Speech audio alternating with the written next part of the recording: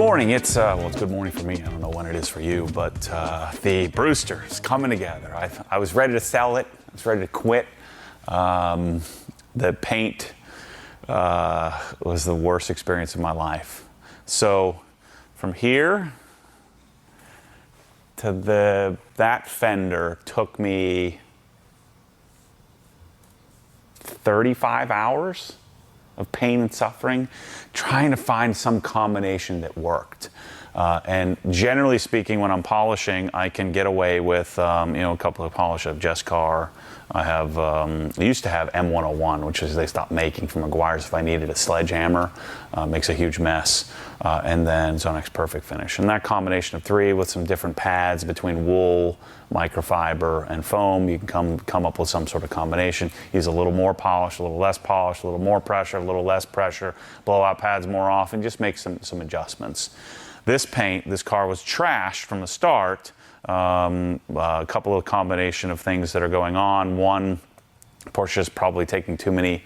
I have some insider friends, and Porsche's taking probably too many paint to sample orders, and the facility that's offsite that does the paint to sample cars can't keep up with it, and so the quality is suffering because of that. And then another issue is that the cars are oftentimes sitting because they're waiting on a chip, or they're waiting on a seat, or they're waiting on some carbon fiber part because of supply chain issues, so it gets touched and rubbed on more.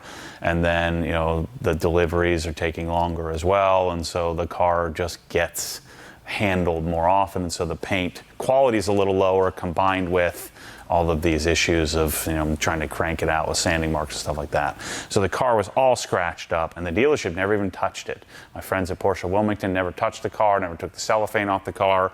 It showed up off of their truck. They did the normal PDI, took the shipping blocks out, just woke up the computer, all that kind of stuff, update the software, and then made an adjustment to the TPMS sensor. One of them was faulty.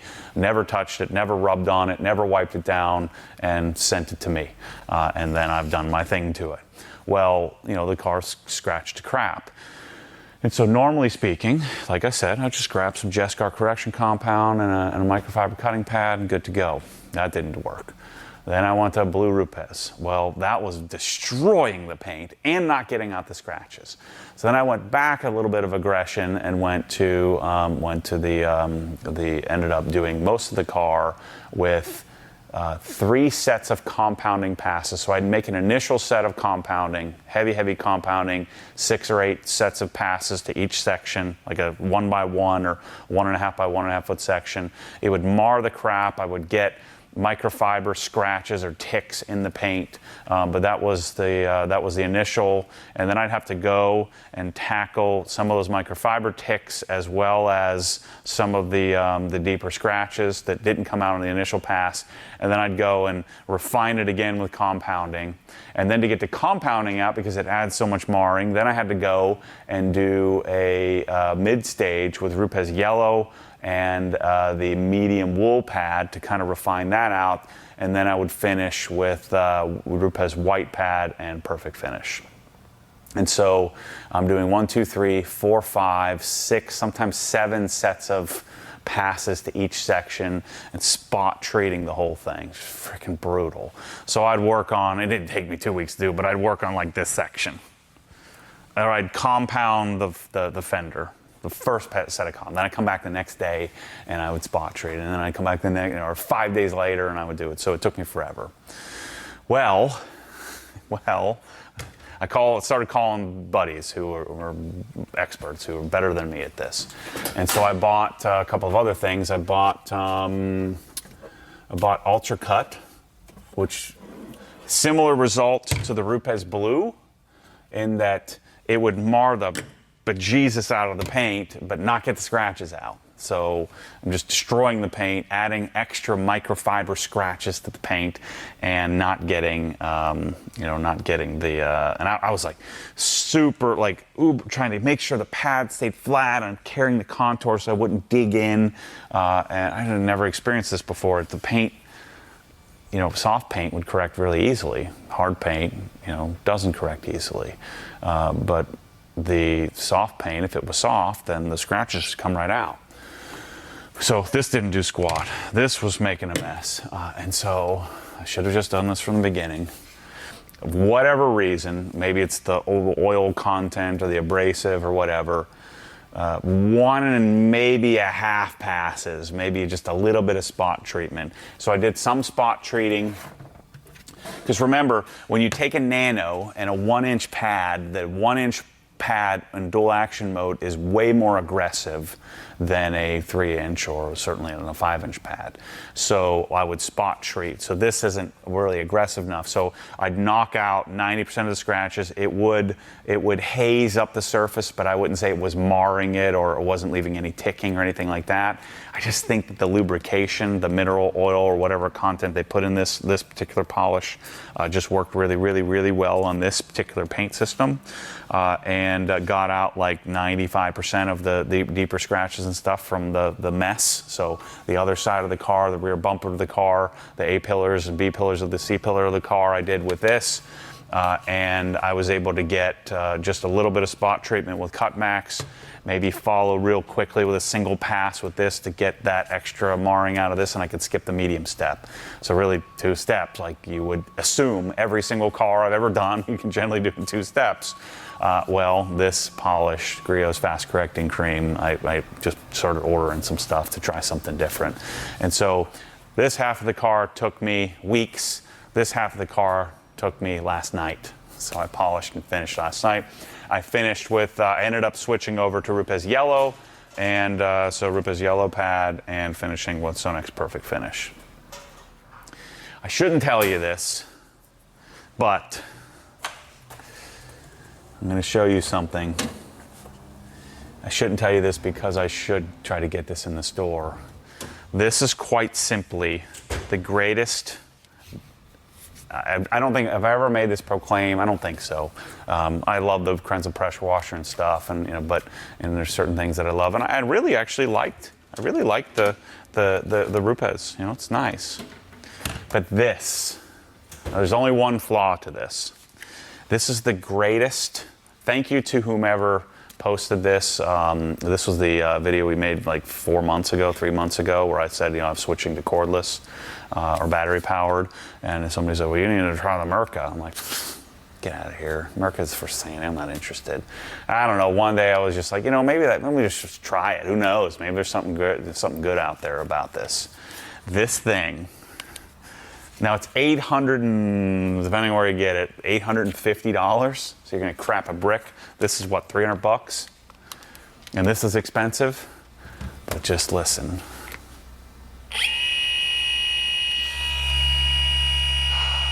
Versus, and I like this.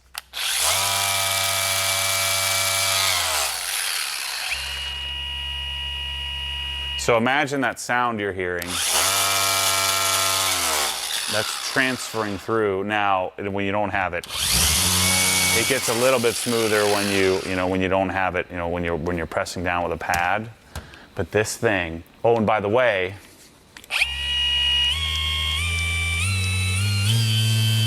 I'm running it at like 40% output when I'm using the darn thing. It'll nuke a pad. I actually watched Scott HD, bought all these things and was testing them, and he just kept nuking pads on this thing.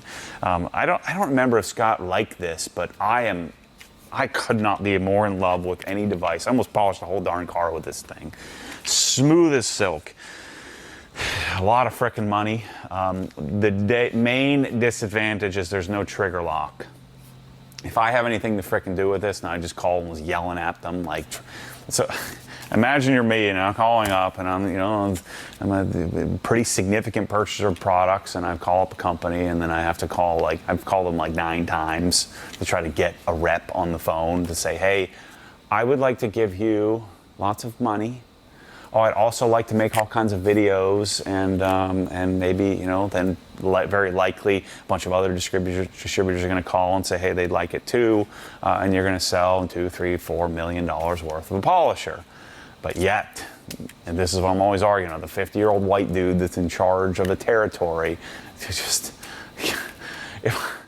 if you're a salesman, it's like the dream. And so anyway, I'm working on this. So variable trigger too, which is really cool. So this is just as smooth as the pneumatic, which I love so much, I haven't been using all that much since I went cordless. But the advantage of the Rupes pneumatic is it's a 15 millimeter orbit, but this has like 0 torque. You got to keep it pretty flat. It'll stall out pretty, so you can't really lean into this thing. But the smoothness of this puppy, this thing is pretty darn awesome.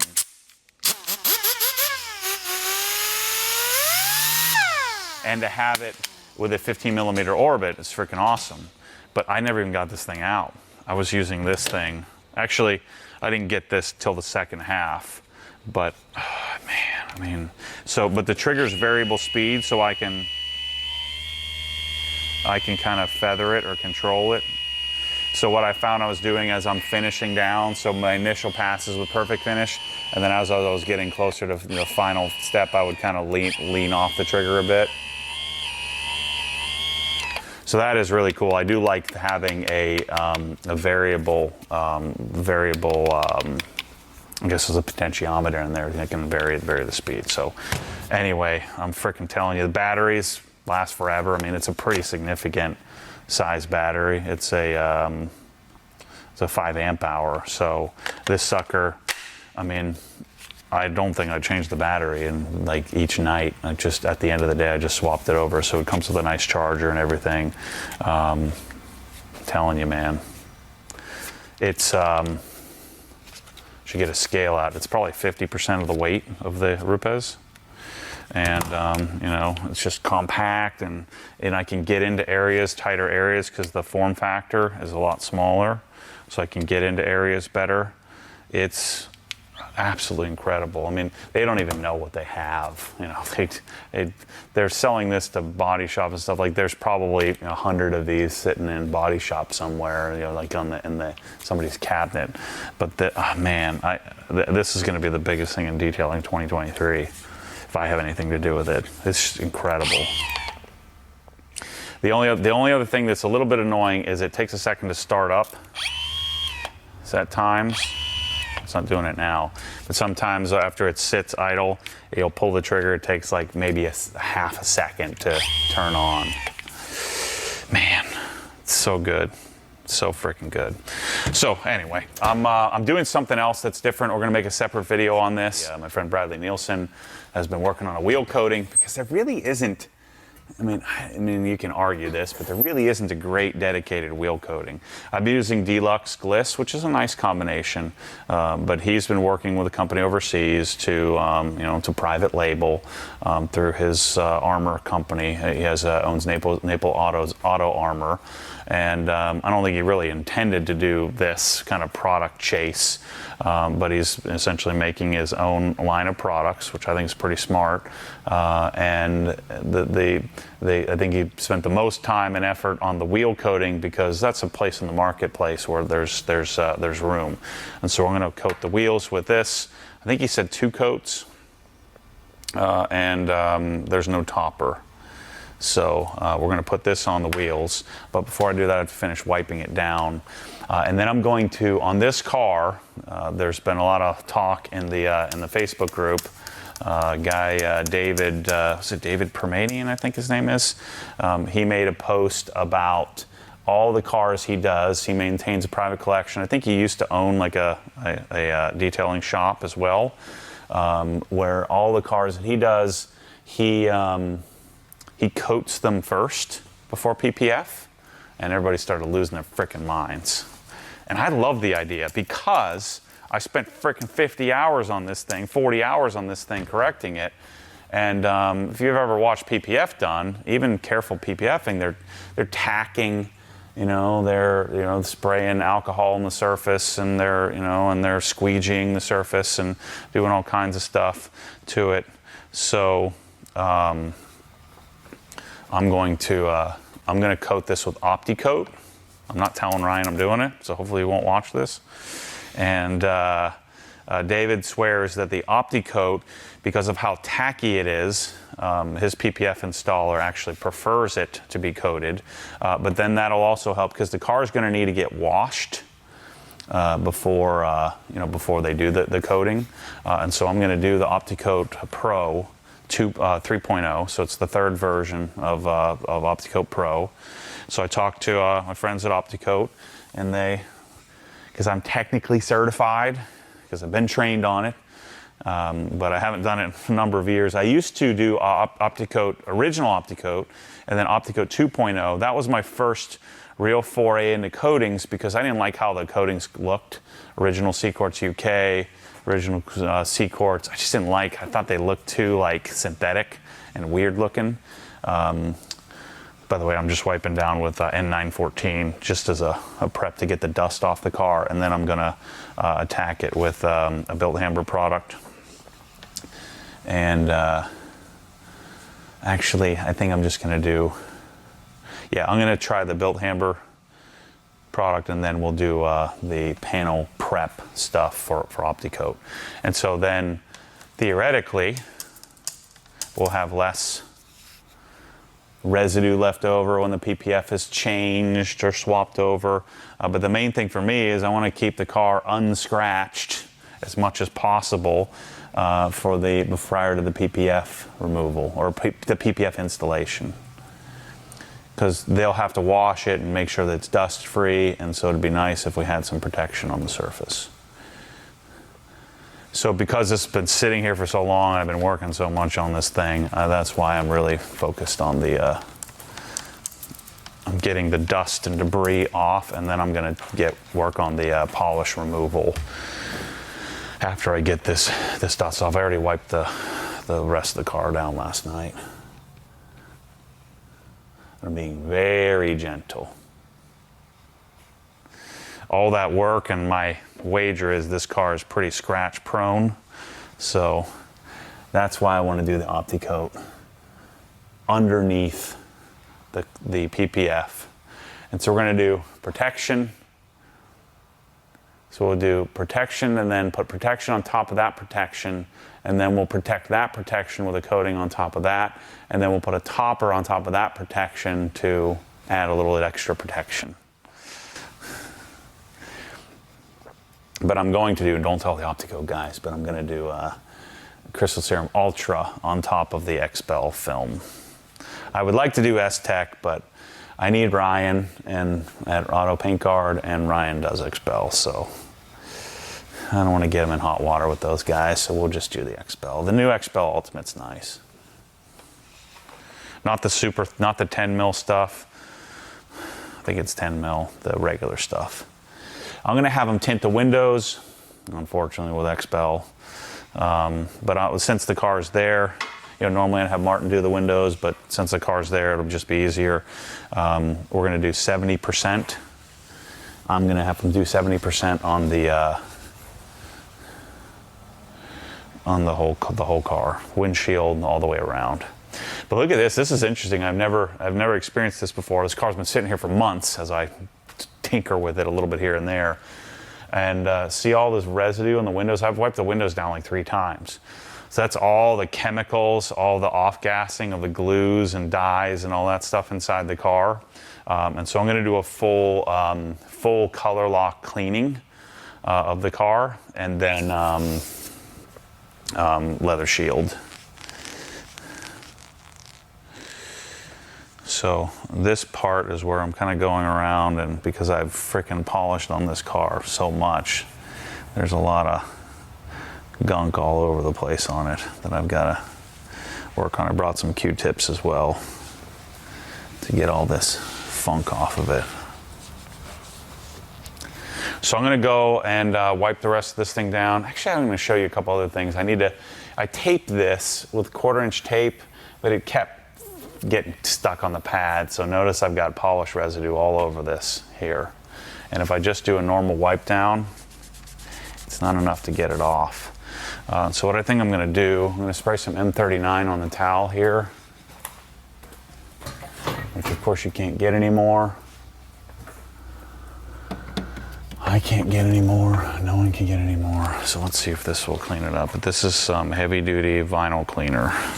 And I don't want to ruin this towel. Let me get a beater towel. And try to stay off the paint.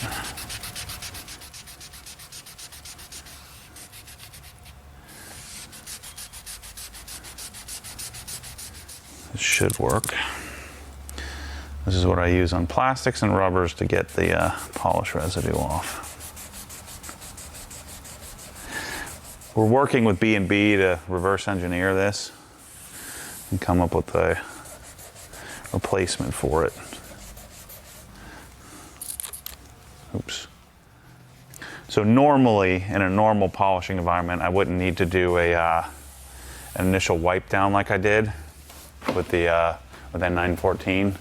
But because this car's been sitting here so long, I'm doing it this way. And then I'll follow with my paint cleanser prior to coating, but looks like that did okay. Just want to be really careful, man. I just don't want to scratch this after doing all this work. This color is freaking fantastic. I don't care what anybody says. These freaking dorks in the Tommy F. Yeah group are saying Ruby Stone is way better. You're just old. So no, you're just freaking stupid. Who the heck wants a pink car other than like a blonde girl who likes Barbie? I mean, who the heck is gonna want a freaking pink car? That's so stupid. Get out of here.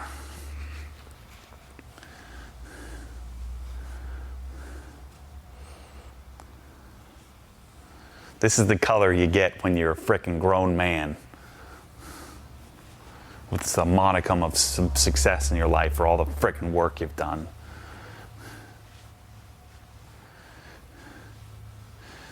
It's the only thing with M39 is it's kind of smeary. I think that did the trick though. It looks pretty clean.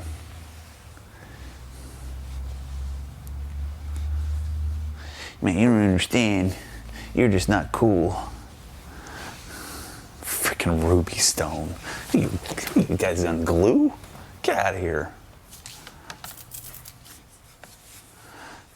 So I'm gonna go around and clean the car. I've got some Q-tips because I've got to Q-tip the stupid Porsche. I hate this Porsche logo, but there's nothing I can do about it. Got all the crap in there. So it's gonna take like a freaking hour to Q-tip that crap. But after that, after I kind of go through the car, I'm gonna do a separate video on the actual coating process, separate video on the interior. But for this video, we're gonna do the wheels. So I'll come back to you and it might be 3 days from now. We'll see, and we'll do the wheels together. I'll show you the new wheel coating from Armor. All right, scrap the wheels. I'm going to do the wheels in a separate video. I didn't realize I just sat here and talked to you for 25 minutes, just sharing with you the polishing process. So I felt like I owed you an update. I shouldn't have showed you that Merc. Oh, dang, just wait, buy it from me. I'm the one who honor the source, for gosh sakes. It's so good. Yeah, we're gonna. There's a bunch of other things in this car that I want to show. Yeah, that was the process. I feel like an idiot. I wish I would have just had the bottle. I don't know what I did with my bottle of fast correcting cream. I probably threw it away when I was reorganizing, saying I'm never going to use that. And yeah, it's such a bonehead move.